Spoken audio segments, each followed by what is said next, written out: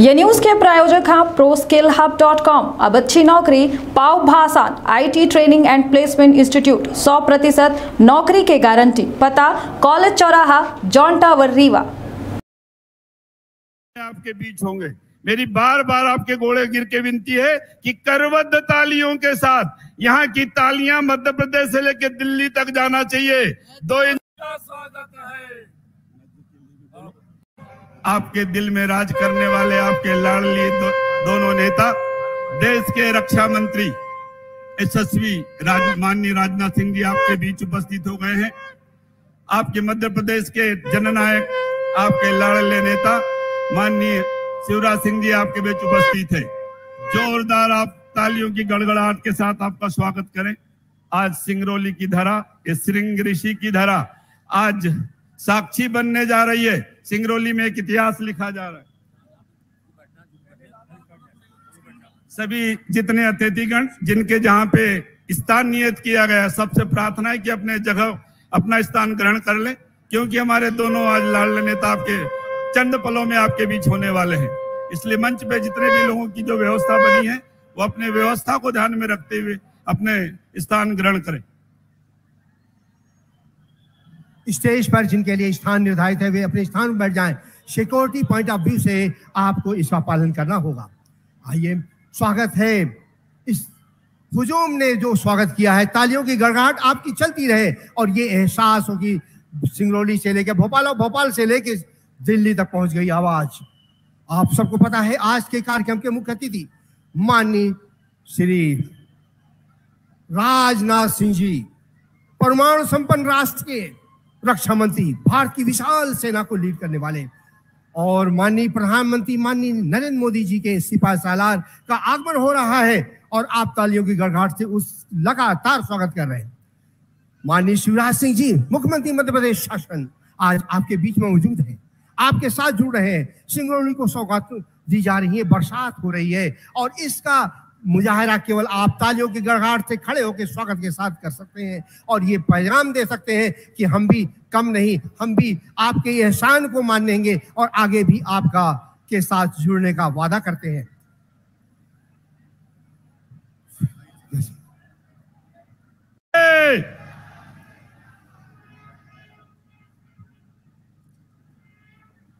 माननीय रक्षा मंत्री जी एवं माननीय मुख्यमंत्री जी से विनम्र आग्रह है कि आप कन्या पूजन के साथ कार्यक्रम की शुरुआत करें। आदरणीय दिव्य सज्जनों, ओम भद्रं कर्णेभिः शृणुयाम देवा भद्रं वसेभिर्यजन्तैरङ्गैः चन्दुनाग्यं शतनो वीर्यसेमहि देवहितं यदायो शतमिन्द्र शरदो अन्ति देवा यत्र नसिकरः जरशन्तनो नमः पुत्राशो यत्र पितरुन्मदशपिताश पुत्रः विश्वे देवा अदतिः पञ्चजनः अदतिर्जातमदृत्वम् रजोजुषे जन्मनि षत्ववृत्तये स्थितौ प्रजानां प्रलये तमस्मृशे अजाय सर्गास्थितिनाशहे तवे त्रयीमयायाम् त्रिगुणात्मने नमः। त्रयीमयायाम् त्रिगुणात्मने नमः। दुर्गे स्मृतं हरत भेतिमिशेष जन्तौ स्वास्थ्य स्मृतं मतिमतीव शुभं ददासि। दारिद्र्य दुख भय हारिणिका त्वदन्यां सर्वोपकार करणाय सदार्ध चित्तः। विद्वद्दाम समप्रभां मृगपतिस्कन्दद्भीषणीं कन्यावी करवालकेटविलसद्विरासेवितं हस्ते चक्र गदाचिकेटविशिखा शापं गुणं तर्जनीं बिभ्रणां ललितात्मिकां शशिधरां दुर्गां कन्या पूजन के साथ कार्यक्रम की शुरुआत हुई। अब कार्यक्रम के मुख्य अतिथि माननीय रक्षा मंत्री भारत श्री राजनाथ सिंह जी से, माननीय मुख्यमंत्री जी से, माननीय सांसद महोदया से विनम्र आग्रह है कि आप अपने करकमलों से दीप प्रज्वलित कर कार्यक्रम की शुरुआत करें। दैवीय शक्तियों के आह्वान के प्रकल्प हैं। पहले कन्या पूजन, अपनी बेटियों को देवी स्वरूपा स्थान समाज में देने का प्रकल्प, और उसके बाद दैवीय शक्तियों के आह्वान का प्रकल्प दीप प्रज्वलन। दीप प्रज्वलन के साथ कार्यक्रम की शुरुआत। माननीय रक्षा मंत्री श्री राजनाथ सिंह जी, माननीय मुख्यमंत्री जी तथा माननीय मंच से विनम्र आग्रह है कि कृपया आप ससम्मान अपना स्थान ग्रहण करें। ऋषि श्रृंगी की तपस्थली सिंगरौली में आपका बहुत बहुत स्वागत है। मुख्यमंत्री आवासीय भू अधिकार पत्र वितरण, जिसमें आज 25,500 गरीब परिवारों को निःशुल्क भूखंड आवंटन हो रहा है। मुख्यमंत्री किसान कल्याण योजना के तहत 7 लाख किसानों को 140 करोड़ रुपए से अधिक की सहायता राशि का वितरण आज हो रहा है।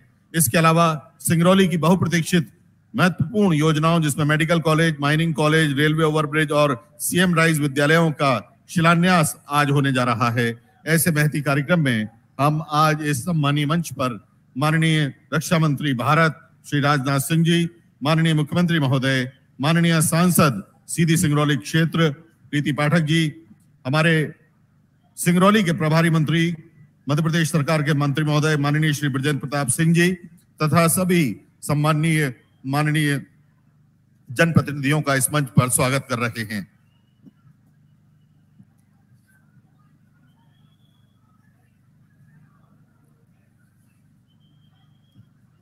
माननीय मुख्यमंत्री जी से विनम्र आग्रह है कि मध्य प्रदेश की धरती पे आप आज के कार्यक्रम के मुख्य अतिथि माननीय रक्षा मंत्री जी का स्वागत करें। माननीय रक्षा मंत्री जी का बहुत बहुत स्वागत। आइए जोरदार तालियों से हम भी इस स्वागत में, अभिनंदन में शामिल हों। सिंगरौली के प्रभारी मंत्री माननीय श्री बृजेंद्र प्रताप सिंह जी से आग्रह है कि आप माननीय रक्षा मंत्री जी का स्वागत करें।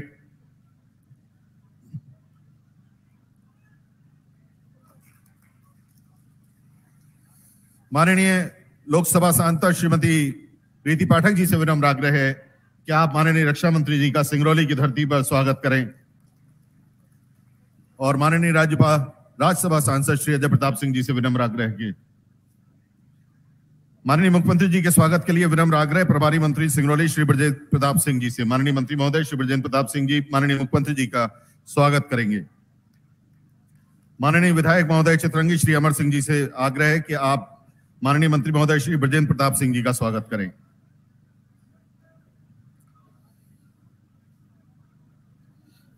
माननीय मुख्यमंत्री जी, मंच पर मौजूद सभी लोग तथा भाजपा के सभी कार्यकर्ता अब माननीय रक्षा मंत्री जी का बड़ी माला से स्वागत करेंगे। अगवानी कर रहे हैं माननीय मुख्यमंत्री जी। माननीय मुख्यमंत्री जी के नेतृत्व में मंच पर मौजूद माननीय मंत्री महोदय, माननीय सांसद जी, हमारे सभी कार्यकर्ता माननीय रक्षा मंत्री जी का यहाँ सिंगरौली की पावन भूमि पर बड़ी माला से स्वागत कर रहे हैं। बहुत आदर पूर्वक माननीय रक्षा मंत्री जी का सिंगरौली में इस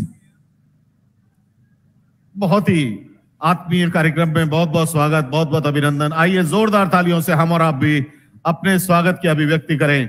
माननीय रक्षा मंत्री जी का स्वागत।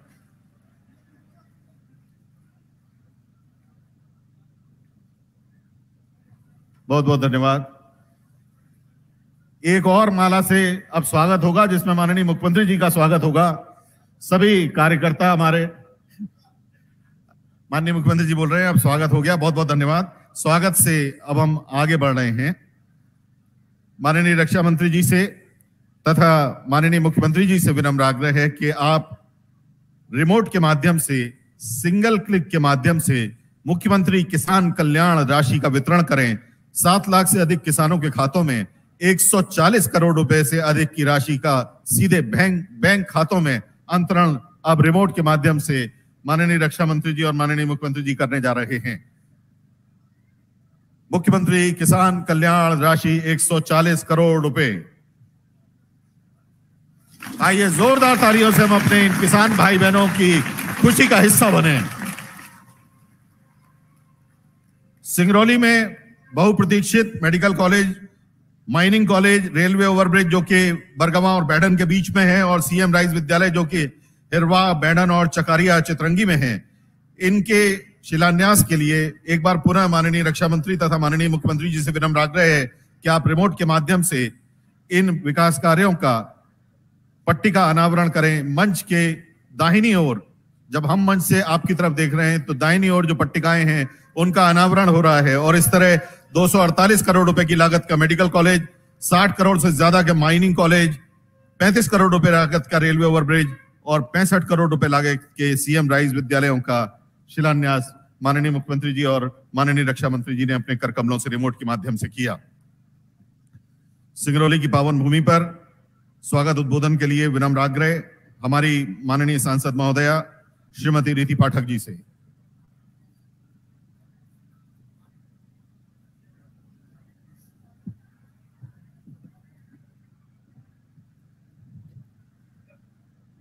सिंगरौली की पावन धरा पर आज जिनका अभिनंदन है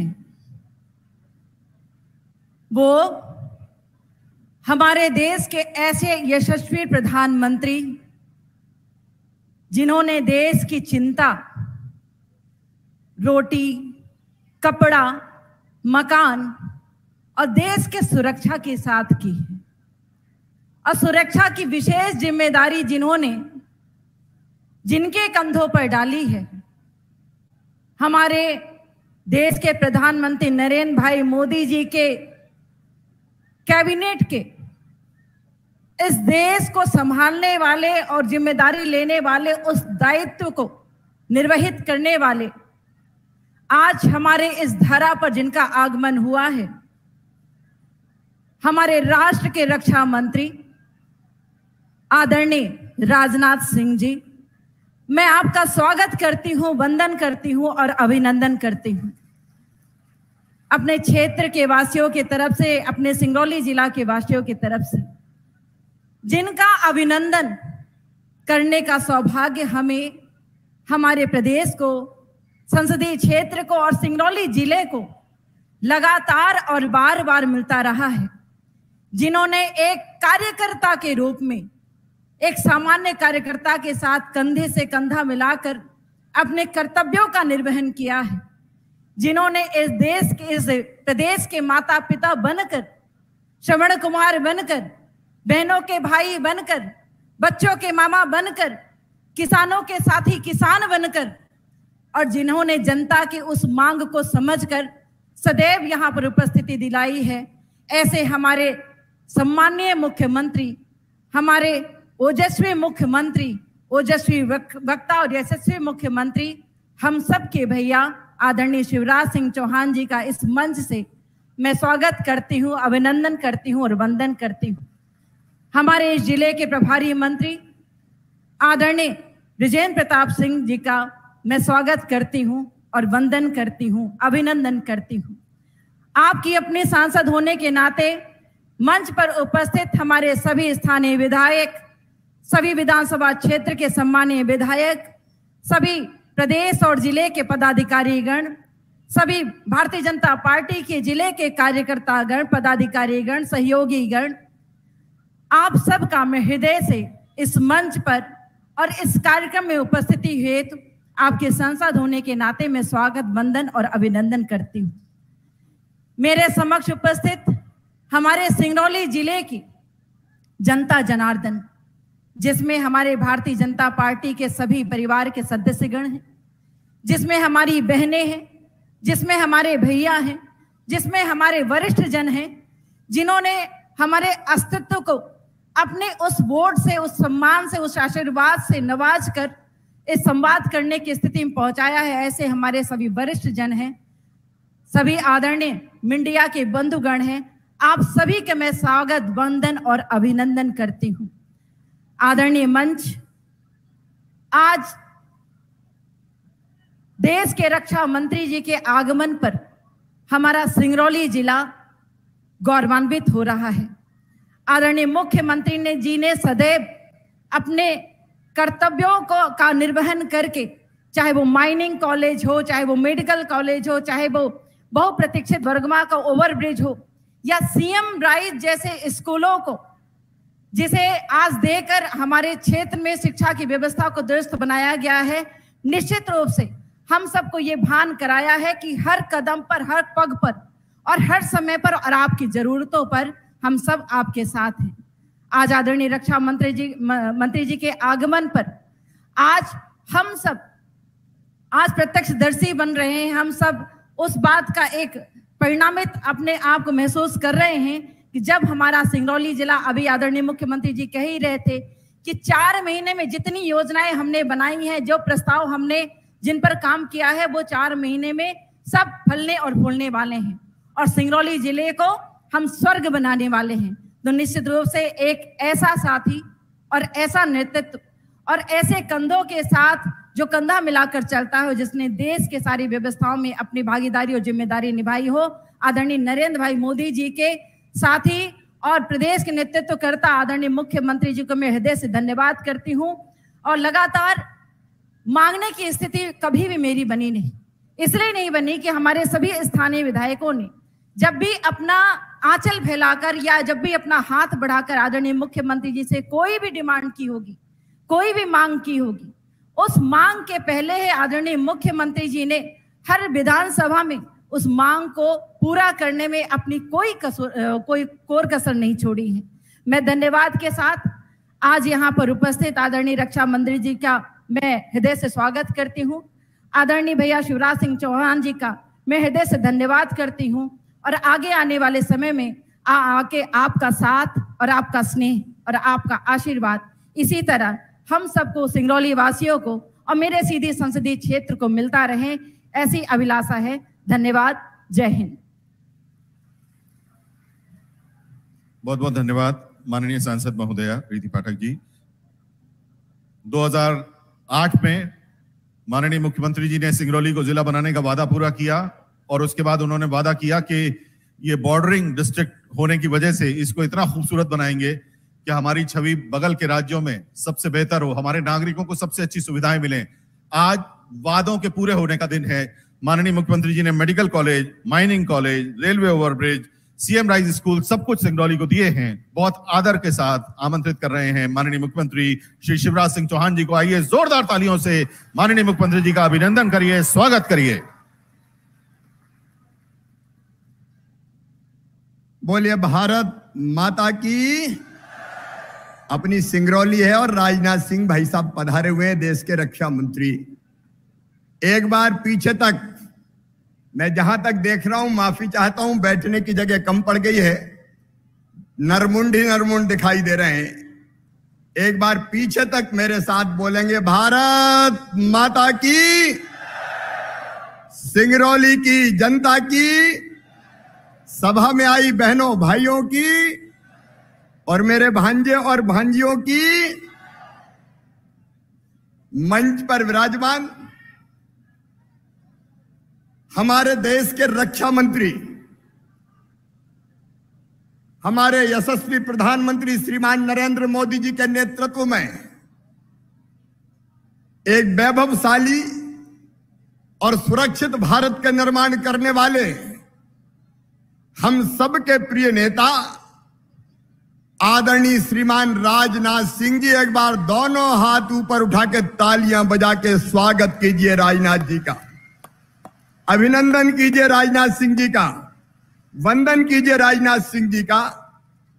ऐसे हमारे नेता आदरणीय श्रीमान राजनाथ सिंह जी, इस जिले के प्रभारी मंत्री, लोकप्रिय नेता आदरणीय श्री ब्रजेंद्र प्रताप सिंह जी, हमारी लोकप्रिय सांसद बहन श्रीमती रीति पाठक जी, पार्टी के उपाध्यक्ष भाई कांति देव सिंह जी, रणबीर जी, राम सुमरन जी, प्रज्ञा जी, सिंगरौली के हमारे लोकप्रिय विधायक रामलल्लू बैस जी, धौनी के लोकप्रिय विधायक कुंवर सिंह जी, चितरंगी के लोकप्रिय विधायक अमर सिंह जी, देवसर के हमारे लोकप्रिय विधायक सुभाष रामचरित्र जी, राजन जी, विश्वामित्र जी, देवेश जी, गिरीश द्विवेदी जी, रामनिवास शाह जी, वीरेंद्र गोयल जी, प्रेमवती खैरवार जी, चंद्र प्रताप विश्वकर्मा जी, सभी साथी नेता पदाधिकारीगण, मेरी बहनों, मेरे भाइयों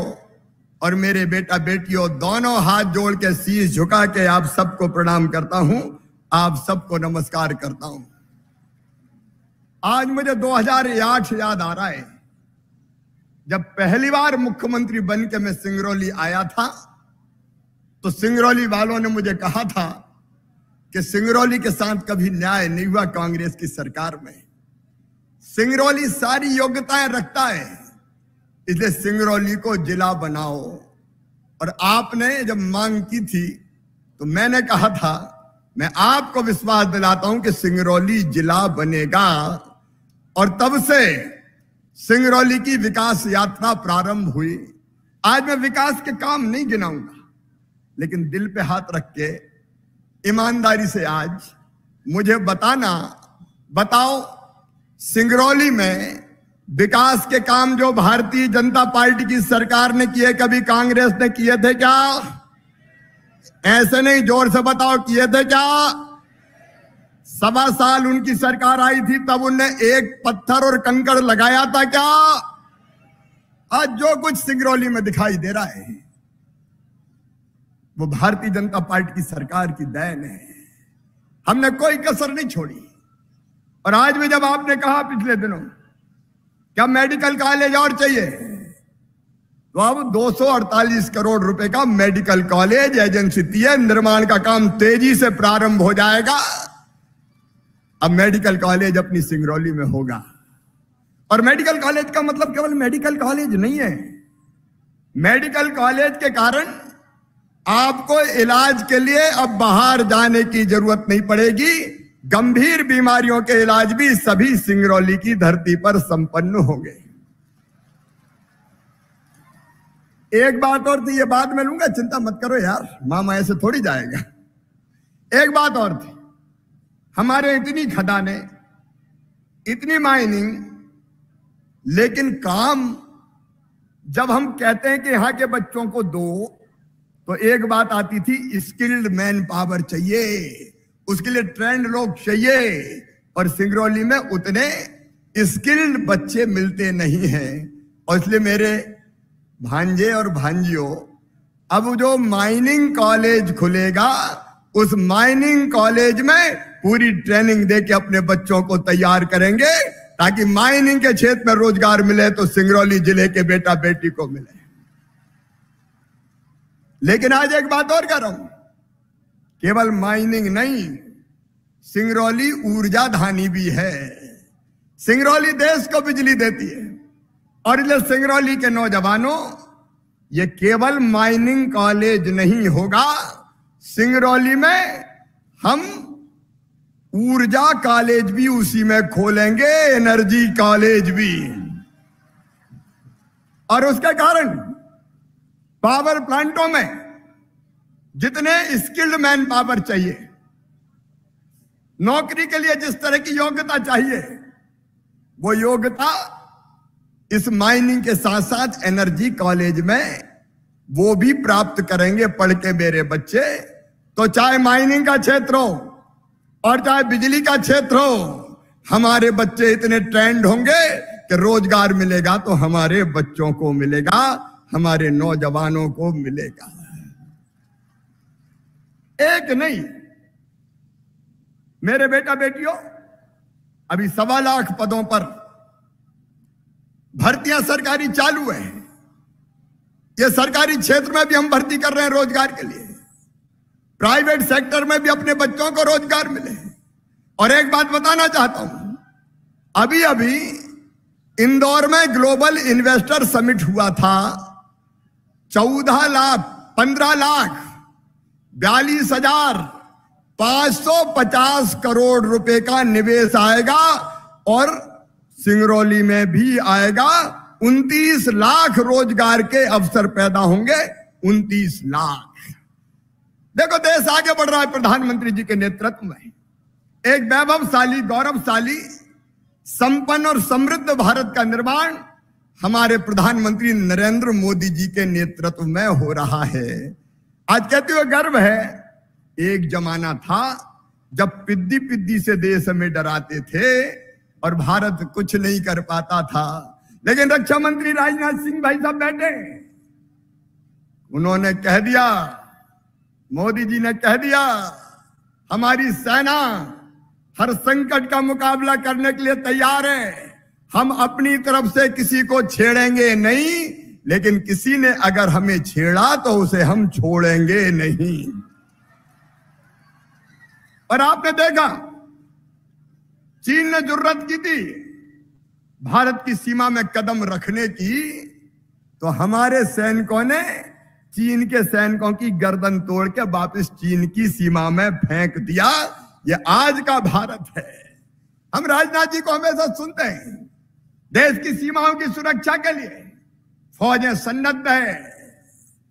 और आज पूरी दुनिया जानती है कि वो जमाना चला गया। यूक्रेन का उदाहरण देख लो, यूक्रेन और रूस में लड़ाई हुई, हमारे बच्चे फंसे थे। अब हमारे बच्चे 30,000 कैसे बाहर निकले? तो केवल एक काम किया हमारे बच्चों ने, भारत का तिरंगा झंडा हाथ में थामा और निकल पड़े। तो रूस भी पीछे हट गया और यूक्रेन ने भी लड़ाई बंद कर दी। भारत के बच्चे तिरंगा हाथ में लेके बाहर निकल आए और भारत के पीछे बांग्लादेशी भी वापस आ गए। यह आज भारत का सामर्थ्य है, भारत की ताकत है। चारों तरफ हमारे देश का विकास हो रहा है। उस पर मैं विस्तार से नहीं कहना चाहता। जो जो वादे भारतीय जनता पार्टी की सरकार ने किए थे, जो हमारे पुराने संकल्प और सपने थे, आज पूरे हो रहे हैं। अयोध्या में भगवान श्री राम के भव्य मंदिर का निर्माण भी हो रहा है और उज्जैन में महाकाल महालोक भी बन रहा है। लेकिन आज जो मैं आया हूं, एक बहुत मानवीय कार्यक्रम के लिए आया हूं। आज सिंगरौली जिले में, अकेले सिंगरौली जिले में 25,500 गरीब बहनों और भाइयों को मैं आपको घटना सुनाता हूं। यह योजना बनी कैसे? मैं टीकमगढ़ जिले में, पृथ्वीपुर जिले में मैं दौरा कर रहा था निवाड़ी में, तो एक जगह बड़ी संख्या में जनता खड़ी थी। मैं जनता के पास पहुंचा, मैंने पूछा बात क्या है? तो उन्होंने कहा कि मामा रहने की जगह नहीं है रे। मैंने कहा रहने की जगह नहीं है तो रहते कहाँ हो? बोले रहते तो पिता के घर में, लेकिन वो घर है दादाजी के जमाने का। हमारे दादाजी 4 भाई, उनके 4-4 बेटे हो गए, फिर 4-4 बहुएं आ गई, उनके 4-4 हो गए, तो कुल मिला के इतने हो गए कि एक घर में बने ही नहीं रहे मामा। हालत यह है कि बारी बारी से सोते हैं। 10 से 12 बजे तक तुम सो, 12 से 2 बजे तक ये सोएगा, 2 से 4 बजे तक ये सोएगा। तो मुझे उन्होंने कहा ऐसी व्यवस्था कर दो कि हमें भी कहीं जमीन का टुकड़ा मिल जाए और वहां अपना घर बना कर रहने लगे। तभी मेरे दिमाग में तुरंत ये बात आई और उसी समय गाड़ी में चलते चलते हमने ये योजना बनाई। केवल सिंगरौली जिले वाले नहीं, मीडिया के माध्यम से पूरा मध्य प्रदेश सुन ले। हमने फैसला किया है मध्य प्रदेश की धरती पर कोई गरीब रहने की जमीन के बिना नहीं रहेगा। हर गरीब को प्लाट दिए जाएंगे, फ्री में प्लाट, निःशुल्क प्लाट दिए जाएंगे। मैं आपसे पूछना चाहता हूं बहनों और भाइयों, बताओ सबके पास रहने की जमीन होना चाहिए कि नहीं? ऐसे नहीं, जोर से बताओ, होना चाहिए कि नहीं? अरे भगवान ये धरती सबके लिए बनाई भाई, गरीब के लिए भी ये धरती है। ये जल, ये जमीन, ये जंगल, ये हवा, ये खुला आसमान, ये पेड़ पौधे, ये फूल, ये फल, ये अनाज, सबके लिए भगवान ने बनाया। इंसान ने अपनी दुनिया अलग बना ली, कोई अमीर बन गया, कोई गरीब रह गया। आज मैं कहना चाहता हूं, कांग्रेस की सरकार में गरीब भगवान के भरोसे था, लेकिन आज भारतीय जनता पार्टी की सरकार में जल जमीन और जंगल का मालिक गरीब बनाया जा रहा है।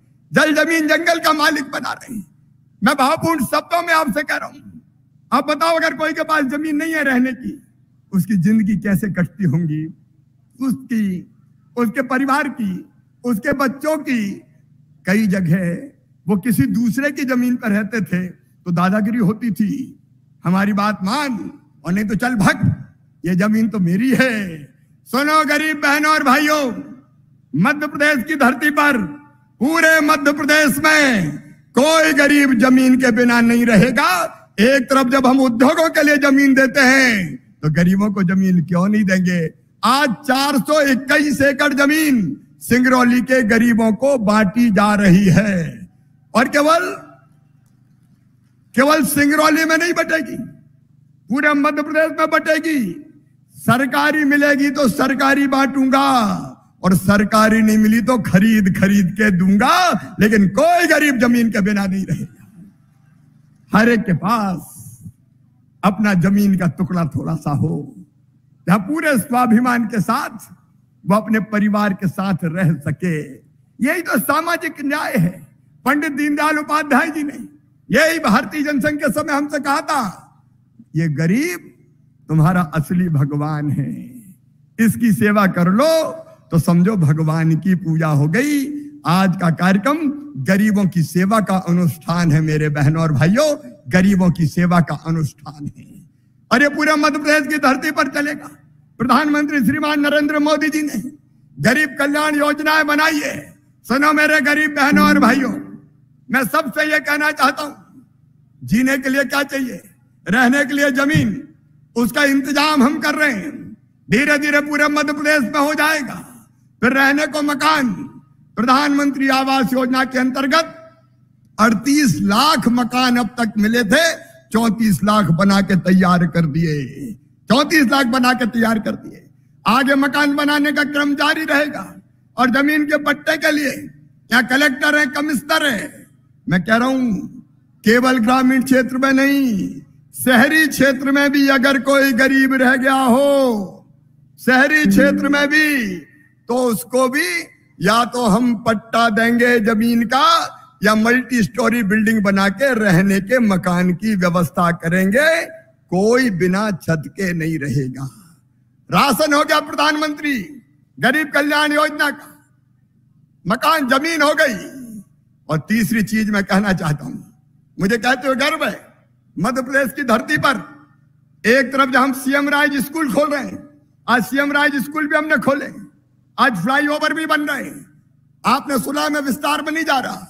वहीं दूसरी तरफ चाहे गरीब हो, चाहे मध्यम वर्गीय हो, आप ध्यान से सुन लेना मेरी बात, और किसी जाति और समाज का हो, वो एससी हो, वो एसटी हो, वो ओबीसी हो, या वो सामान्य वर्ग का हो, मेरे बेटा बेटियों, चिंता पढ़ाई की मत करना। क्योंकि जितने भी पढ़ने में तेज है मेरे बच्चे, मेधावी है मेरे बच्चे, उनकी फीस चाहे मेडिकल कॉलेज की हो, चाहे इंजीनियरिंग कॉलेज की हो, चाहे अन्य कॉलेज की हो, मैं जानता हूं अगर मेडिकल कॉलेज में एडमिशन हो गया और प्राइवेट में हो गया तो फीस कितनी होती है पता है? 8 लाख 10 लाख रुपया साल। तो बताओ, गरीब हो, किसान हो, मध्यम वर्गीय हो, वो फीस भरवा सकता है क्या? अरे ऐसे नहीं, जोर से बताओ, भरवा सकता है क्या? तो उसकी फीस कौन भरवाएगा? अरे कौन भरवाएगा? तो उसकी फीस मम्मी पापा नहीं भरवाएंगे, मामा शिवराज सिंह चौहान भरवाएगा, भारतीय जनता पार्टी की सरकार भरवाएगी। और ये मैं केवल क्या नहीं रहा, 2.5 लाख बच्चों की फीस भर रहे हैं भाई, मेडिकल कॉलेज की, इंजीनियरिंग कॉलेज की, आईआईटी की, आईआईएम की, और केवल देश में नहीं विदेशों में भी फीस भर रहे हैं। एक बच्चे की 64 लाख फीस हमने भरी है। जो प्रतिभा का धनी है और जिसके परिवार की आमदनी 8 लाख रुपए तक है, 8 लाख रुपए से ज्यादा अमीर होता है, मैं उसकी बात नहीं करता। 8 लाख रुपए तक की जिनकी फीस है, 8 लाख रुपए तक की जिनकी आय है, उनकी फीस भरी जाएगी। तो तुम तो पढ़ना रे भांजे भांजियो, चिंता की जरूरत नहीं है। तुम जानते हो 12वीं में अगर 75% नंबर लाए तो मामा क्या दिलवाता है? क्या दिलवाता है? लैपटॉप दिलवाता है। तो 75% ले आओ, लैपटॉप ले जाओ, आगे बढ़ो, पढ़ाई की पूरी व्यवस्था हो जाए। और इसलिए गरीब की जिंदगी में जो जो चीज जरूरी है वो सब करने का प्रयास कर रहे हैं।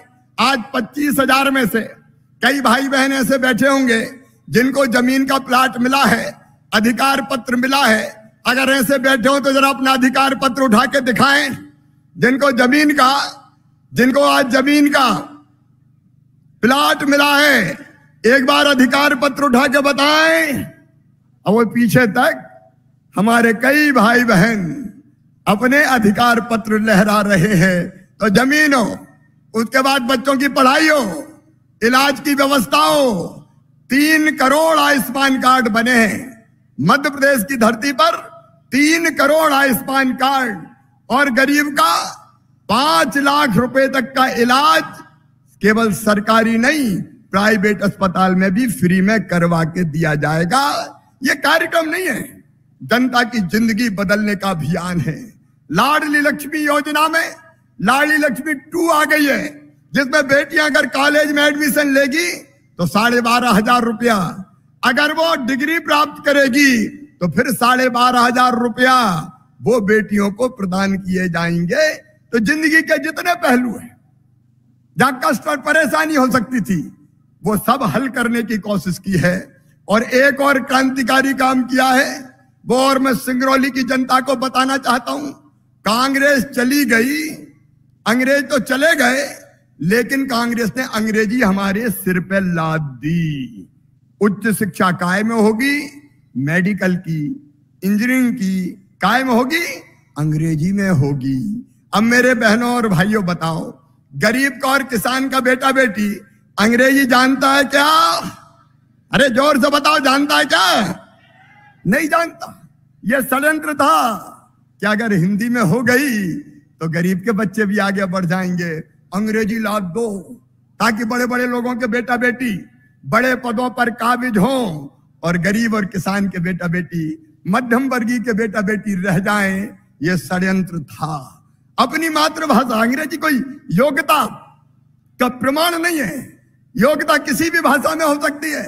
और इसलिए अंग्रेजी न जानने के कारण हमारे कई बच्चे पीछे रह जाते थे। पिछले साल मेडिकल कॉलेज में एक बेटे का एडमिशन हुआ, साल भर में ही पढ़ाई छोड़ दी। मैंने कहा बात क्या है बेटा? बोले मामा अंग्रेजी में पढ़ाते हैं, मेरे तो पल्ले ही नहीं पड़ता क्या है, तो समझ में नहीं आता, तो मैं तो छोड़ के बाहर आ गया। सुनो मेरे बहनों और भाइयों, प्रधानमंत्री ने तय किया हमारी नई शिक्षा नीति में, और मध्य प्रदेश ने तय किया मध्य प्रदेश में कि मेडिकल कॉलेज की पढ़ाई हो, चाहे इंजीनियरिंग कॉलेज की पढ़ाई हो, जितने भी विषयों की पढ़ाई होगी मध्य प्रदेश की धरती में हिंदी में करवाई जाएगी। हिंदी में बोलो, होना चाहिए कि नहीं हिंदी में? अब हिंदी में पढ़ेंगे तो धन्नू पन्ना कल्लू मन्ना तेरे बेटा बेटी भी डॉक्टर बनेंगे रे। गरीब और किसान के बेटा बेटी भी आगे आएंगे, मध्यम वर्ग की बेटा बेटी भी आगे आएंगे।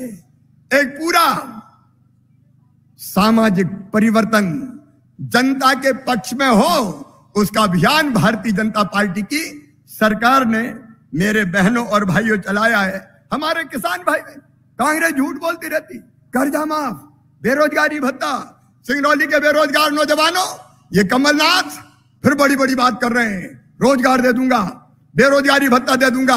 1.25 साल जब इनकी सरकार आई थी किसी को बेरोजगारी भत्ता दिया क्या? एक ढेला नहीं दिया। लेकिन किसानों को प्रधानमंत्री श्रीमान नरेंद्र मोदी जी की सरकार ने 6,000 रुपए हर साल देने का फैसला किया। और किसानों के मोदी जी के साथ साथ मैंने भी सोचा कि चौथी बार मुख्यमंत्री बन गया शिवराज, 4,000 तू भी डाल रहे तो 6,000 प्रधानमंत्री जी देते हैं, 4,000 मैं डालता हूं। गरीब किसान हो चाहे कोई भी किसान हो, 10,000 रुपया हर साल मिल रहे हैं। आज 7 लाख किसानों के खाते में 170 करोड़ रुपया रीवा संभाग के किसानों के खाते में डाले हैं। गरीब हो, किसान को 0% ब्याज पे कर्जा देने का मामला हो। मेरे आदिवासी बहनों और भाइयों, पैसा एक्ट मध्य प्रदेश की धरती पर लागू करके तुम्हें जंगल का वनोपज का मालिक बनाया है। अब अगर ग्राम सभा चाहेगी तो तेंदुपत्ता जंगल विभाग वाले नहीं तोड़ेंगे, गरीब तोड़ेगा और वो ही बेचेगा। ये जंगल का अधिकार है। मैं इसके बारे में आज विस्तार में नहीं जा रहा, लेकिन समाज के हर वर्ग के कल्याण के काम लगातार जारी है। मध्य प्रदेश तेजी से बदल रहा है। मुझे कहते हुए खुशी है कि कई मामलों में आज अपना मध्य प्रदेश नंबर 1 के राज्य की पात में शामिल हो चुका है। मैं लंबी बात नहीं कहूंगा। आज हमारे आदरणीय नेता, हमारे बड़े भाई, सबको तय करने वाले और देश के हमारे ऐसे नेता जिनके हाथों में सीमाओं की सुरक्षा की जवाबदारी है और जिन पर हमें गर्व है, वो हमारे बीच पधारे। लेकिन 2-3 चीजें अभी मेरे ध्यान में आई है, बस उसकी चर्चा करके मैं अपनी बात समाप्त करूंगा। एक मुझे बताया सांसद, विधायक और पदाधिकारियों ने कि धान की खरीदी में कुछ लोग छूट गए हैं और पोर्टल बंद हो गया, इसलिए अगर कोई किसान रह गया हो तो उसकी धान की खरीदी हो जाए। अब ये पोर्टल कोई ब्रह्मा जी ने थोड़ी बनाया है यार, बंद हो गया तो खोल देंगे, उसमें कौन सी बड़ी बात है। तो जायज और जनाइन अगर कोई रह गया है तो वो चिंता ना करे। हम अगर किसान का जायज रह गया है तो उसके लिए पोर्टल भी मैं चर्चा और बातचीत करूंगा ताकि जायज खरीदी हो जाए, कि और की नहीं, किसान की खरीदी हो जाए। मेरे बहनों और भाइयों, एक बैगा विकास प्राधिकरण की तरफ से यह डिमांड आई है कि बड़ी संख्या में बैगा भाई बहन हैं, उनको कई इलाकों में 1000 रुपया महीना भाई साहब हम देते हैं बैगा बहनों को, भारिया शहरिया बहनों को। तो यहाँ के बैगा छूट गए हैं तो 1000 रुपया महीना सभी बैगा बहनों को दिए जाएंगे हर महीना, ताकि उनकी जिंदगी की गाड़ी ठीक ढंग से चल सके। और एक मैं ये जरूर कहूंगा कि सीधी सिंगरौली रोड हम तकलीफ में हैं। एक ठेकेदार ने काम शुरू किया, नेशनल हाईवे बना रहा है, उसको जब ठीक काम नहीं किया तो उसका ठेका निरस्त कर दिया था। दूसरा बना रहा है, उसको भी टाइट किया जाएगा ताकि वो रोड ठीक गति से पूरा हो सके। आज मैं इतनी बड़ी संख्या में आप सब आए, मैं आप सबका हृदय से स्वागत करता हूं, इस विश्वास के साथ कि विकास की दौड़ में सिंगरौली पीछे नहीं रहेगा। ये ऊर्जाधानी मध्य प्रदेश के विकास का इंजन होगा और जल्दी सिंगरौली रीवा जबलपुर औद्योगिक कॉरिडोर भी हम बनाएंगे ताकि रोजगार के और अवसर यहां बढ़ सके। एक बार फिर आप सबका स्वागत करते हुए और फिर आपसे केवल एक अपील करते हुए कि यह काम सरकार कर रही है, लेकिन आपका सहयोग भी तो चाहिए, आप सबका सहयोग चाहिए। सरकार और समाज मिलकर इकट्ठा हो जाए तो हम तेज गति से आगे बढ़ सकते हैं। बोलिए, सबका सहयोग मिलेगा, जोर से मिलेगा। तो मेरे साथ दोनों हाथ ऊपर उठा के, दोनों मुट्ठी बांध के, भारत माता की जय बोल के ये संकल्प लें कि हम सरकार के साथ चलेंगे, मामा के साथ चलेंगे, विकास के कामों में भी सहयोग देंगे और जन कल्याण के कामों में भी सहयोग देंगे। बोलिए, भारत माता की, भारत माता की, भारत माता की। और अब मैं बिना किसी विलंब के अपने नेता भारत के रक्षा मंत्री श्रीमान राजनाथ सिंह जी से निवेदन करता हूं कि जोरदार तालियां बजा के आप उन्हें बुलाइए। माननीय राजनाथ सिंह जी भाई साहब, आपका स्वागत है, आपका अभिनंदन है। आइए हमें संबोधित कीजिए।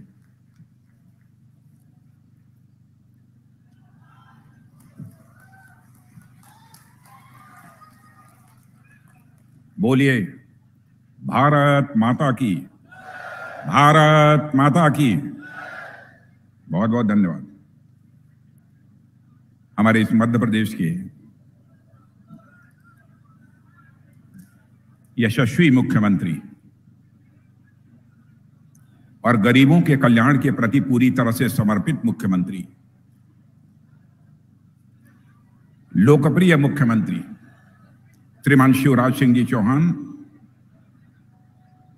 और यहां के मंत्री प्रभारी श्री बृजेंद्र प्रताप सिंह जी, यहां की लोकप्रिय सांसद जो संसद में बराबर अपने क्षेत्र की समस्याओं को प्रभावी तरीके से उठाती रहती हैं, ऐसी श्रीमती रीति पाठक जी, श्री अजय प्रताप सिंह जी राज्यसभा के सांसद, श्री शीर्ष कांतिदेव सिंह जी प्रदेश उपाध्यक्ष, श्री रणवीर सिंह जी रावत, श्री राम सिमरन जी गुप्ता, श्री प्रज्ञा त्रिपाठी, श्री राम लल्लू वैस, श्री कुंवर सिंह जी, श्री अमर सिंह जी, श्री सुभाष चरित्र जी और इस सार्वजनिक सभा में मौजूद मेरे सभी सम्मानित बहनों एवं भाइयों। बहनों भाइयों, सिंगरौली की किसी सार्वजनिक सभा को संबोधित करने के लिए लंबे अरसे के बाद आप सबके बीच खड़ा हुआ। जब श्रीमती रीति पाठक का चुनाव हो रहा था लोकसभा का, उस दौरान मैं आप सबके बीच आया था और मैंने यह कहा था कि यदि रीति पाठक को आप भारी मतों से विजय दिलाएंगे तो मैं सिंगरौली की जनता के प्रति आभार व्यक्त करने के लिए मैं निश्चित रूप से आप सबके बीच में आऊंगा। और आज मैं आप सबके बीच यहां पर मौजूद हूं। बहनों भाइयों, शिवराज सिंह जी चौहान ने मुझे आमंत्रित किया कि हम गरीबों के कल्याण में कुछ कार्यक्रम हमने हाथ में लिए हैं और बहुत सारी ऐसी योजनाएं हैं जिनका शिलान्यास होगा, लोकार्पण होगा, गरीबों को भूमि आवंटित की जाएगी और उस कार्यक्रम में आप शिरकत कीजिए। इसलिए आज आप सबके बीच में यहां पर मौजूद हूं। लेकिन आज जो यह दृश्य अपनी आंखों के सामने मैं देख रहा हूं बहनों भाइयों, मैं कह सकता हूं यह जनसभा नहीं है बल्कि जन सैलाब अपनी आंखों के सामने देख रहा हूं। इसकी हमने कल्पना नहीं की थी कि सिंगरौली में इतना बड़ा जन सैलाब हमको देखने को मिलेगा। लगातार कई वर्षों से मुख्यमंत्री के रूप में शिवराज सिंह जी चौहान अपनी जिम्मेदारी निभा रहे हैं। वह कैसा काम कर रहे हैं यह मुझे बताने की जरूरत नहीं है, क्योंकि जब भी विधानसभा का चुनाव होता है इस मध्य प्रदेश की जनता अपने आप उन्हें सर्टिफिकेट देती है, एक अच्छा काम करने की सर्टिफिकेट देती है और बराबर वह विजय हासिल करते हैं। उनके बारे में मैं जितना भी कहूं, जमीन से जुड़कर काम करने वाला कार्यकर्ता शिवराज सिंह चौहान आज से नहीं है, बल्कि भारतीय जनता पार्टी में जब युवा मोर्चे के कार्यकर्ता के रूप में काम कर रहे थे तब से मैं शिवराज सिंह जी चौहान को मेरे बहनों भाइयों देख रहा हूं। यदि मैं कहूं कि जैसे हमारे प्रधानमंत्री जी मोदी जी, वैसे ही हमारे शिवराज सिंह जी चौहान, इन लोगों की सरकार पूरी तरह से गरीबों के कल्याण के प्रति समर्पित है, तो यह कहना भी अतिशयोक्तिपूर्ण नहीं होगा। जो भी योजनाएं चाहे हमारे प्रधानमंत्री चलाते हों, राज्य में हमारे मुख्यमंत्री शिवराज सिंह जी चलाते हों, मैं देखता हूं हर योजना का केंद्र बिंदु यदि कोई होता है इस राज्य का अथवा इस देश का, गरीब व्यक्ति होता है। गरीबों का कल्याण, बहनों भाइयों, जहां हमारी यह प्रतिबद्धता है, गरीबों का कल्याण यह हमारी प्रेरणा है। गरीबों का कल्याण यह हम सबके जीवन का एक मंत्र है। हमारे प्रधानमंत्री मोदी जी ने जो जो भी कदम उठाए हैं, बहुत विस्तार में जाकर यहां पर इसकी चर्चा नहीं करना चाहूंगा। क्या कभी किसी ने सोचा था ऐसा भी प्रधानमंत्री इस देश में आएगा कि इस हिंदुस्तान में वह यह संकल्प ले कि 2024 समाप्त होते होते हम ऐसे हालात पैदा कर देंगे कि एक व्यक्ति भी, एक परिवार भी शेष नहीं बचेगा जिस परिवार को अपना सिर ढकने के लिए पक्का छत न मुहैया हो जाए। एक भी परिवार शेष नहीं बचेगा जिसको पीने के लिए घर में पानी न मुहैया हो जाए। एक परिवार भी ऐसा शेष नहीं बचेगा जिस परिवार की माताएं बहनें लकड़ी जलाकर, अंगीठी जलाकर वो अपना भोजन नहीं पकाएंगी, बल्कि गैस सिलेंडर के माध्यम से अपना भोजन पकाएंगी। इसकी क्या कभी किसी ने कल्पना की थी?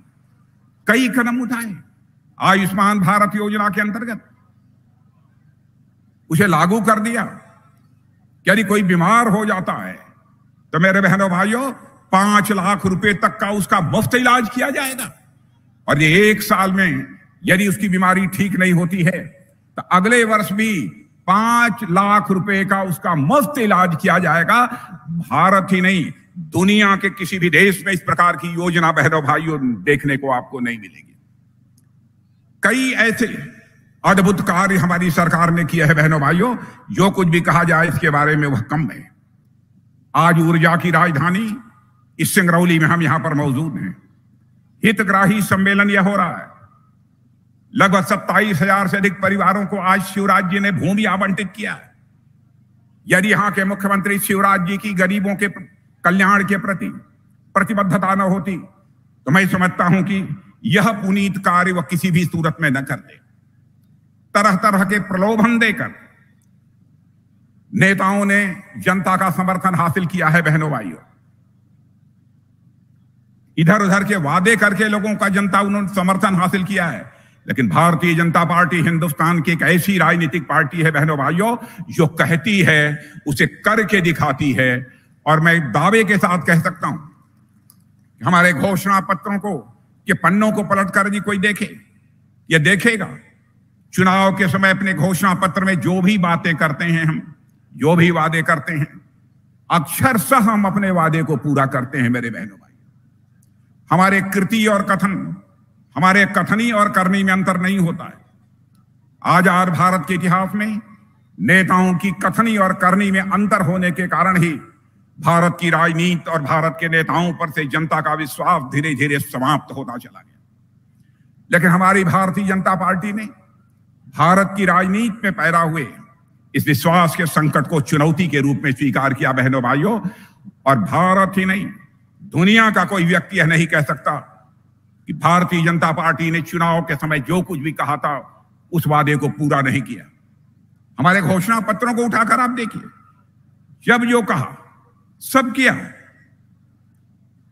आज शिवराज सिंह जी चौहान ने 4,000 रुपया किसानों के खाते में डाला है। प्रधानमंत्री किसान सम्मान निधि के अंतर्गत हमारे प्रधानमंत्री प्रतिवर्ष हर किसान के खाते में 6,000 रुपया जमा कर रहे हैं। वहीं पर हमारे यहां के शिवराज सिंह चौहान जैसा मुख्यमंत्री है जिसने फैसला किया 6,000 तो हमारे प्रधानमंत्री जी दे रहे हैं, तो 4,000 में मध्य प्रदेश के किसान भाइयों को प्रतिवर्ष मैं अतिरिक्त मुहैया कराऊंगा। क्या यह छोटी बात है? इससे बड़ी और संवेदनशीलता किसी मुख्यमंत्री की क्या हो सकती है? बहनों भाइयों, मैं आपको याद दिलाना चाहता हूं, राजीव गांधी भारत के प्रधानमंत्री थे। एक बार राजीव गांधी ने चिंता व्यक्त करते हुए यह कहा था, क्या करें, हम ऊपर से 100 पैसा भेजते हैं लेकिन नीचे पहुंचते पहुंचते 14 पैसा बामुश्किल लोगों की जेबों में पहुंच पाता है, लोगों तक पहुंच पाता है। यह चिंता उन्होंने व्यक्त की थी। लेकिन आज हमारे प्रधानमंत्री नरेंद्र मोदी जी ने वह करिश्मा करके दिखाया है। बहनों भाइयों, आज यदि 100 रुपया दिल्ली के बैंक के खातों से चलता है तो 100 का 100 पैसा, 100 का 100 रुपया आपके खाते में पहुंचता है। भ्रष्टाचार को भाषण देकर समाप्त नहीं किया जा सकता। भ्रष्टाचार को कम करना है तो भाषण से भ्रष्टाचार कम नहीं होगा। भ्रष्टाचार को यदि समाप्त करना है, भ्रष्टाचार को कम करना है, तो सिस्टम में, व्यवस्था में बदलाव लाकर ही भ्रष्टाचार को कम किया जा सकता है अथवा भ्रष्टाचार को समाप्त किया जा सकता है। इस दृष्टि से आजाद भारत में पहली बार किसी प्रधानमंत्री ने कदम उठाया है, तो उस प्रधानमंत्री का नाम है नरेंद्र मोदी। बहनों भाइयों, यह कोई हमारी छोटी उपलब्धि नहीं है। फैसला किया है हमारी सरकार ने, हिंदुस्तान का एक भी जिला शेष नहीं बचेगा जिस जिले में कम से कम एक मेडिकल कॉलेज न खुल जाए। हर राज्य में जितने एम्स थे, आज राज्यों में बड़ी संख्या में नए नए एम्स खुलते जा रहे हैं। और आज तक आपको जानकर खुशी होगी कि 648 मेडिकल कॉलेज भारत में अतिरिक्त बनकर तैयार हो गए। क्या यह कोई छोटी उपलब्धि है? और इन्होंने जिस कॉलेज की बात अभी यहां पर की है, शासकीय माइनिंग इंजीनियरिंग कॉलेज सिंगरौली, मैं शिवराज सिंह जी, मैं आपको बधाई देना चाहता हूं। आपके सिंगरौली के शासकीय माइनिंग इंजीनियरिंग कॉलेज के जो छात्र निकलेंगे वह केवल सिंगरौली के माइनिंग में काम नहीं करेंगे, यहां के ही ऊर्जा क्षेत्र में काम नहीं करेंगे, बल्कि सारे हिंदुस्तान के हर क्षेत्र में जाकर अपनी भूमिका निभाएंगे और दुनिया के दूसरे देशों में भी एक्सपर्ट बनकर वह जाएंगे और वहां के लोगों को भी अन्य प्रकार की तकनीकी सहायता भी वह मुहैया कराएंगे। यह काम शिवराज सिंह जी, आपने कोई छोटा काम नहीं किया है, बड़ा काम आपने किया है और इसके लिए मैं सचमुच आपको मैं बधाई देना चाहता हूं। मेडिकल कॉलेज भी सिंगरौली में खोल रहे हैं। यह सब कोई छोटी बातें नहीं है बहनों भाइयों। और मैं खदान आवंटन की प्रक्रिया को हमारी सरकार ने पारदर्शी बनाया है। बहनों भाइयों, पहले खदान को लेकर भ्रष्टाचार होता था कि नहीं होता था? होता था कि नहीं होता था? लेकिन अब कोई मां का लाल खदान के आवंटन के मामले में भ्रष्टाचार करने की हिम्मत नहीं कर सकता है। बहनों भाइयों, ऐसी सरकार बनी है। जहां तक सड़कों के निर्माण का प्रश्न है, पहले बामुश्किल इस देश में प्रतिदिन 3 किलोमीटर, 4 किलोमीटर, 6 किलोमीटर सड़कों का निर्माण होता था। आज जब से हम लोगों की सरकार मोदी जी के नेतृत्व में बनी है, बहनों भाइयों, हिंदुस्तान में प्रतिदिन 37 किलोमीटर सड़कों का निर्माण हो रहा है। यह करिश्मा यदि कोई सरकार कर सकती है तो भारतीय जनता पार्टी की ही सरकार कर सकती है। कई ऐसी योजनाएं हैं। मोबाइल का जहां तक सवाल है, बहनों भाइयों, मोबाइल 2014 में 92%, 100 में 92 मोबाइल दुनिया के दूसरे देशों से भारत में आते थे। लेकिन आपको जानकर खुशी होगी कि आप जो मोबाइल का प्रयोग करते हैं उसमें 97% मोबाइल अब कहीं बनते हैं तो भारत की धरती पर बनते हैं, भारतवासियों के हाथों से बनते हैं। बहनों भाइयों, यह करिश्मा यहां पर हुआ है। कार बनाने के मामले में, कार मैन्युफैक्चरिंग के मामले में जो भारत दुनिया में बहुत पीछे था, जापान जिसमें आगे माना जाता था, जापान को भी पछाड़कर आज भारत दुनिया के 3 देशों में आकर खड़ा हो गया है यहां पर कि सबसे अधिक कार का निर्माण होता है। स्टील बनाने के मामले में भी हमारा यह भारत दुनिया के दूसरे नंबर पर आकर खड़ा हो गया है। और डिफेंस मिनिस्ट्री, रक्षा मंत्रालय का जहां तक सवाल है, मेरे बहनों भाइयों, पहले हमको हथियार, गोले, बारूद, मिसाइल, बंदूक, यह सब यदि हमको मंगाने होते थे, पैटर्न टैंक, हम दुनिया के दूसरे देशों से उसे हम आयात करते थे, उसे मंगाते थे। लेकिन अब हम लोगों ने फैसला किया है कि अब दुनिया के दूसरे देशों से यह सब सामान आयात नहीं करेंगे, बल्कि सारे यह रक्षा से जुड़े हुए हथियार, मिसाइल, बम, गोले, एमिनिशन भारत की धरती पर बनेंगे और भारतवासियों के हाथों से बनेंगे और सारी दुनिया के लिए भी बनेंगे। रक्षा के मामले में भी हम भारत को आत्मनिर्भर बनाना चाहते हैं। यह कोई छोटी उपलब्धि नहीं है, यह सब सारे बड़े बड़े काम हमारी सरकार ने किए हैं। बहनों भाइयों, हमारे प्रधानमंत्री ने किए हैं। और जिस समय 2014 में हम लोगों की सरकार बनती थी तो हमारा भारत दुनिया के जो 10 देश थे, उन 10 देशों में अर्थव्यवस्था यानी जिसे कहते हैं धन दौलत के मामले में दुनिया के 10 देशों में था, 10वें नंबर पर था धन दौलत के मामले में दुनिया में। लेकिन आज आपको जानकर खुशी होगी कि 8 वर्षों के अंदर ही वह करिश्मा यह भारत के अंदर हो गया। आज हमारा देश दुनिया के 10वें नंबर पर नहीं है, बल्कि दुनिया के देशों के 5वें नंबर पर पहुंच गया है। बहनों भाइयों, यह है हमारा भारत।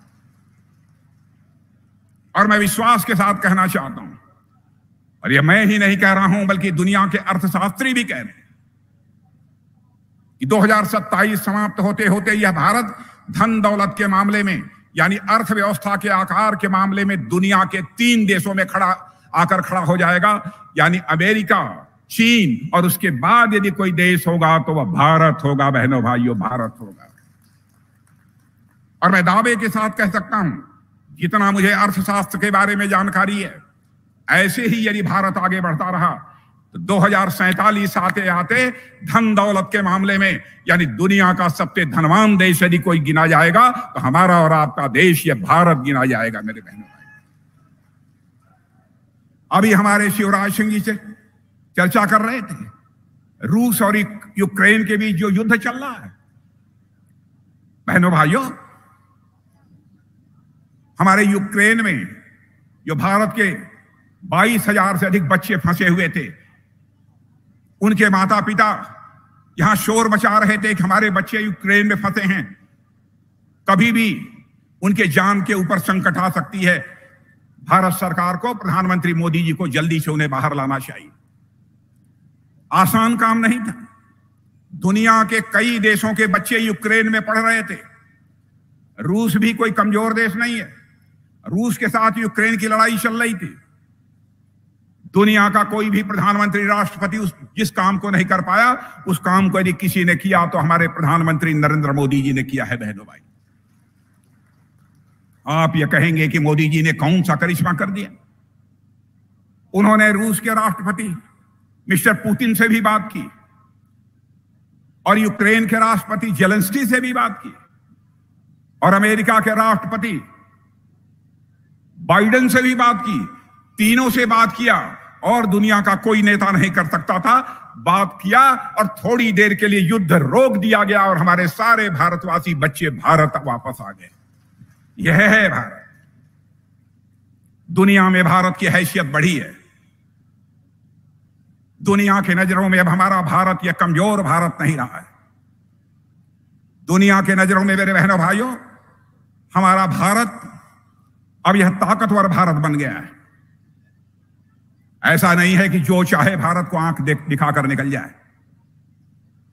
लेकिन हमारे कांग्रेस के नेता लोग भारतीय जनता पार्टी को बदनाम करें, हमें कोई आपत्ति नहीं है।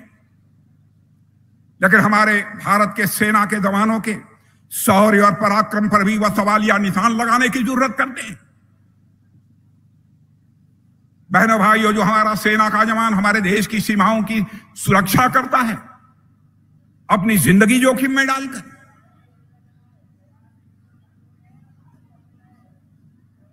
क्या क्या बातें कांग्रेस के नेताओं ने की हैं। और एक नेता जो इसमें भारत जोड़ो यात्रा पर निकले हुए मैंने, जैसे पता नहीं क्या हो गया उनको। देश का रक्षा मंत्री होने के नाते मैं खुलकर नहीं बतलाऊंगा, लेकिन मैं साफ कर देना चाहता हूं बहनों भाई, जो भी इस बार युद्ध हुआ है चाहे भारत चीन के साथ, उसमें जिस शौर्य पराक्रम का परिचय हमारी सेना के जवानों ने दिया है बहनों भाइयों, यदि मैं उसकी चर्चा किसी के सामने मैं कर दूं, सबका सीना चौड़ा हो जाएगा हर भारतीय का। बहनों भाइयों, वह करिश्माई काम किया है। और मैं आपसे भी अनुरोध करना चाहूंगा, एक बार हाथ उठाकर तालियां बजाकर भारत के सेना के जवानों की हौसला अफजाई की जानी चाहिए, उनका स्वागत किया जाना चाहिए। भारत अब पहले जैसा भारत नहीं रहा है, जो चाहे वह आंख दिखाकर निकल जाए, वैसा भारत नहीं है।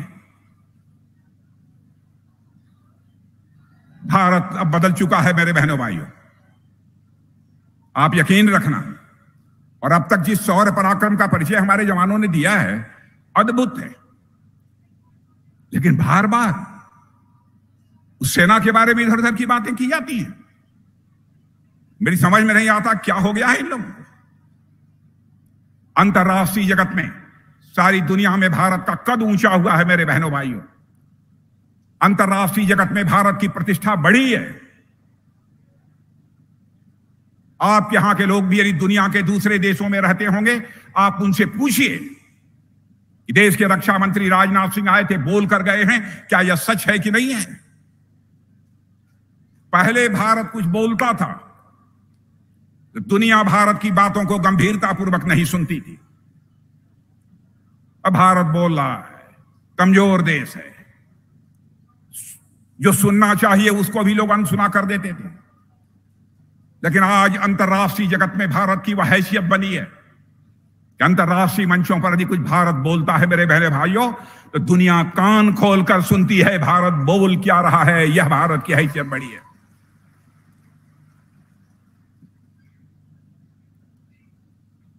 आज उस भारत के बारे में अनाप शनाप की बातें। और एक कांग्रेस के नेता, मैं नाम नहीं लेना चाहता, आप लोग जानते होंगे, भारत जोड़ो यात्रा पर निकले। बहनों भाइयों, भारत हमारा टूट रहा है। मैं आपसे पूछना चाहता हूं, आपसे पीछे के लोगों से मैं पूछना चाहता हूं, क्या हमारा भारत टूट रहा है? इधर के लोगों से पूछना चाहता हूं, क्या टूट रहा है? वो भारत जोड़ने के लिए निकले। भारत को टूटना था तो एक बार टूट चुका, 1947 में ही टूट चुका। भारत माता के दो टुकड़े हो गए, भारत पाकिस्तान बन गया। बहनों भाइयों, उस समय भी हमारे जो नेता थे, उनके दिल की यह हसरत थी, उनकी भी यह ललक थी, भारत टूटना नहीं चाहिए। लेकिन हो गया, उसके बारे में मैं कोई टिप्पणी नहीं करना चाहता, किन परिस्थितियों में हुआ है। और आज राहुल गांधी चारों तरफ घूम घूम कर कह रहे हैं हिंदुस्तान में नफरत ही नफरत चारों तरफ है। मैं उनसे पूछना चाहता हूं, हिंदुस्तान में नफरत पैदा करने का काम कौन कर रहा है? क्या सारे देश में मोदी जी लोगों के बीच नफरत पैदा करने का काम कर रहे हैं? क्या मध्य प्रदेश में शिवराज सिंह जी लोगों के बीच नफरत पैदा करने का काम कर रहे हैं? मैं आपसे इस सवाल का जवाब चाहता हूं बहनों भाइयों, क्या यह नेता लोगों के बीच नफरत पैदा कर रहे हैं? कहां उनको नफरत दिखाई देता? सारी दुनिया में या कांग्रेस के लोग भारत को बदनाम कर रहे हैं मेरे बहनों भाइयों, इसका उन्हें जवाब दिया जाना चाहिए। सारी दुनिया में भारत की छवि खराब करने की कोशिश कर रहे हैं। भारत में नफरत ही नफरत है। जिस भारत की इज्जत सारी दुनिया में बढ़ी है,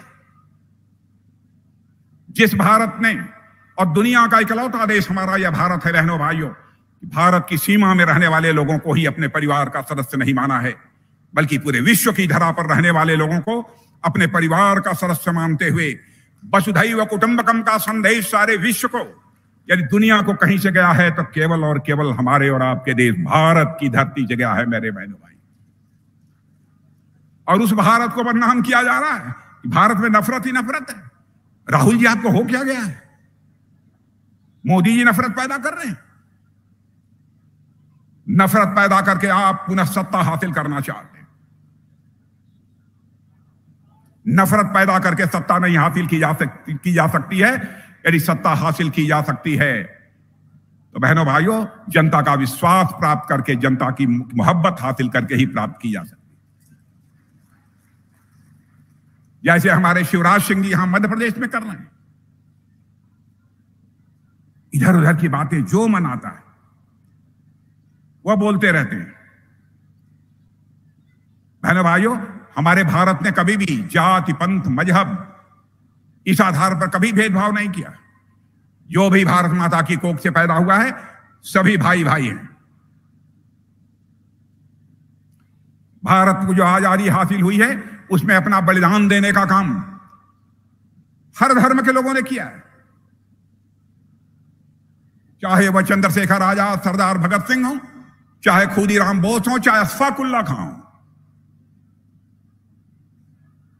क्या दीवानगी थी।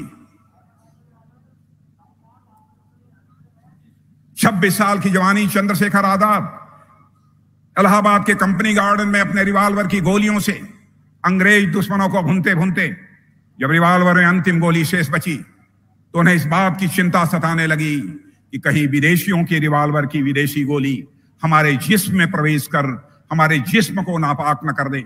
इसलिए चंद्रशेखर आजाद ने अपने ही रिवाल्वर की अंतिम गोली अपने सीने में दाग लेने का काम किया था, तब जाकर यह भारत आजाद हुआ है। वहीं हम अशफाक उल्लाह खां को भी नहीं भूल सकते। 21 साल की जवानी थी। मां कहती थी, बेटा अशफाक उल्लाह शादी कर ले, बहुला, मैं बूढ़ी हो गई हूं, मेरी देखभाल करेगी, मेरी परवरिश करेगी। लेकिन अशफाक उल्लाह के दिल में तो आजादी हासिल करने की दीवानगी थी। मुस्कुरा कर वह अपनी मां के आग्रह को टाल देता। जब अंग्रेजों की हत्या करने के मामले में अशफाक उल्लाह को फांसी की सजा हो गई, फांसी के तख्त पर ले जाया गया, तो मजिस्ट्रेट ने पूछा, बोलो अशफाक उल्लाह, तुम्हारी अंतिम मुराद क्या है, ताकि तुम्हारी अंतिम मुराद का संदेश मैं तुम्हारी मां तक पहुंचा दूं। अशफाक उल्लाह खान ने कहा, ऐ मजिस्ट्रेट, जाकर मेरी मां तक संदेश पहुंचा दे कि तुम्हारा बेटा अशफाक उल्लाह आज फांसी के तख्त पर खड़े होकर अपनी शादी रचाने जा रहा है, अपनी निकाह करने जा रहा है। मजिस्ट्रेट ने पूछा, क्या अशफाक उल्लाह तुम पागल हो गए हो? कहां है वह लड़की जिस लड़की के साथ फांसी के तख्त पर खड़े होकर तुम शादी रचाने जा रहे हो? बहादुर अशफाक उल्लाह खान ने कहा था, मेरे बहनों भाइयों, क्या मजिस्ट्रेट, पागल मैं नहीं हो गया हूं, अंधे तुम हो गए हो। क्या तुझे दिखाई नहीं देता है मेरी आंखों के सामने यह जो फांसी का फंदा है, यही वह हमारी महबूबा है जिसे आज मैं अपने गले से लगाने जा रहा हूं, जिसके साथ मैं शादी रचाने जा रहा हूं। मैं राहुल जी विनम्रता पूर्वक कहना चाहता हूं, नफरत नफरत की बात करके हिंदुस्तान की छवि को दुनिया में खराब मत करिए। आप नफरत नफरत करके नफरत पैदा कर रहे हैं। आप दुनिया के लोगों के बीच जाकर, आप भारत के लोगों के बीच जाकर मोदी जी के प्रति नफरत पैदा करते हैं, भारतीय जनता पार्टी के प्रति नफरत पैदा करते हैं। किसके प्रति नफरत पैदा करते हैं? देश इस सवाल का जवाब चाहता है। लेकिन सारी दुनिया में तो यही छवि बन रही है कि भारत में नफरत ही नफरत है, और कहते हैं कि नफरत के बाजार में मैं मोहब्बत बेचने के लिए निकला हूं। बहनों भाइयों, कुछ मोहब्बत आपको भी मिली है उनकी? मैं आपसे पूछना चाहता हूं, उन्होंने कुछ मोहब्बत दिया है कि नहीं दिया है?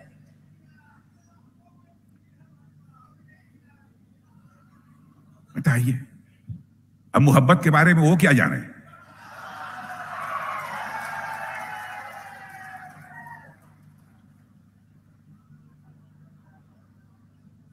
मेरे भाइयों, ध्यान रखना चाहिए। मैं राहुल जी को भी कहना चाहूंगा, कांग्रेस के दोस्तों से भी कहना चाहूंगा, राजनीति केवल सरकार बनाने के लिए नहीं की जानी चाहिए। राजनीति की जानी चाहिए तो समाज बनाने के लिए राजनीति की जानी चाहिए, देश बनाने के लिए राजनीति की जानी चाहिए।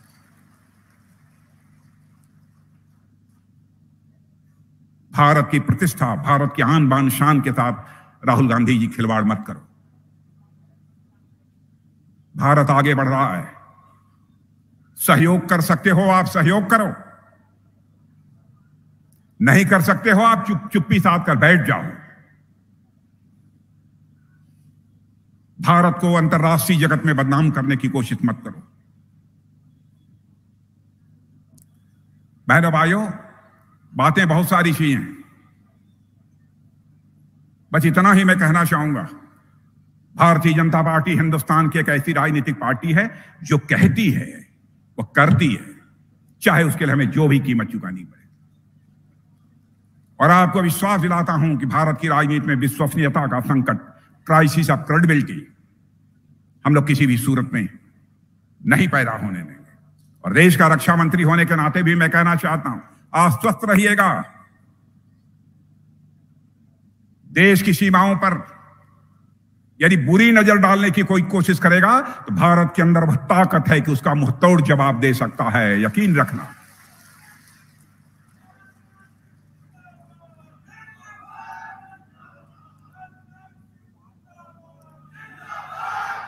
बहुत सारी ऐसी बातें हैं जो कि खुलकर की ही नहीं जा सकती। सचमुच मुझे अपने सेना के जवानों पर बहुत ही फक्र है मेरे बहनों भाई। और इस तरीके से बेबुनियाद अनर्गल बातें करने वालों को जनता निश्चित रूप से जवाब देगी, मुझे पूरा यकीन है। मैं अपना सौभाग्य मानता हूं कि आज इस कार्यक्रम में मुझे भाग लेने का अवसर हमारे यहां के मुख्यमंत्री, हमारे छोटे भाई श्री शिवराज सिंह जी चौहान ने यह अवसर मुझे दिया है। बहनों भाइयों, शिवराज सिंह जी के बारे में मुझे कुछ ज्यादा नहीं कहना है, बच्चा बच्चा अच्छी तरह परिचित है। सादगी, सरलता, सभी से प्यार करना, सभी की समस्याओं का निराकरण करने के लिए भरपूर ईमानदारी से कोशिश करना, यह उनकी प्रकृति है, यह उनका स्वभाव है। और इसीलिए लगातार इतने लंबे समय तक वह बराबर मुख्यमंत्री की कुर्सी पर बने हुए हैं। बीच में थोड़ा सा आप लोगों ने गड़बड़ कर दिया था, लेकिन मैं समझता हूं आगे उसकी भरपाई निश्चित रूप से मध्य प्रदेश की जनता करेगी, मुझे पूरा विश्वास है उसकी भरपाई करेगी। क्योंकि जो हम लोगों के विरोधी हैं उनको देख लिया आपने, वो क्या क्या करते हैं।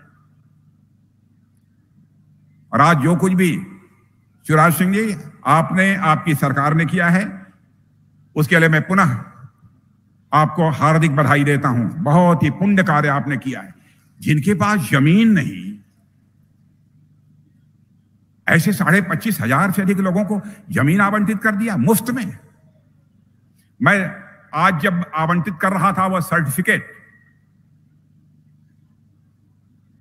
जमीन जिनको मिली है जो उनको आवंटित कर रहा था, बहनों भाइयों, उनके चेहरे की मुस्कान, उनके परिवार के सदस्यों के चेहरे की मुस्कान देखने बनती थी। कोई भी संवेदनशील व्यक्ति होगा तो उसे देखकर भावुक हो उठेगा। यह लग रहा था कि अपने दिल से वह आशीर्वाद दे रहे हैं। लोक कल्याणकारी सरकार इसे ही कहते हैं। और यह काम शिवराज सिंह जी की प्रकृति में है, उनके स्वभाव में है, बराबर करते रहते हैं। और मुझे पूरा विश्वास है कि आप सबका समर्थन, आप सबका विश्वास सदैव उन्हें मिलता रहेगा। इन्हीं शब्दों के साथ इतनी बड़ी संख्या में आप सब मौजूद हैं, इतनी देर से बैठे हुए हैं, जो आपने धैर्य का परिचय दिया है, इसके लिए पुनः एक बार शीश झुकाकर आप सभी का अभिनंदन करता हूं, आप सभी का स्वागत करता हूं और इसी के साथ अपना निवेदन भी समाप्त करता हूं। बहुत बहुत धन्यवाद। कार्यक्रम के मुख्य अतिथि माननीय रक्षा मंत्री भारत श्री राजनाथ सिंह जी।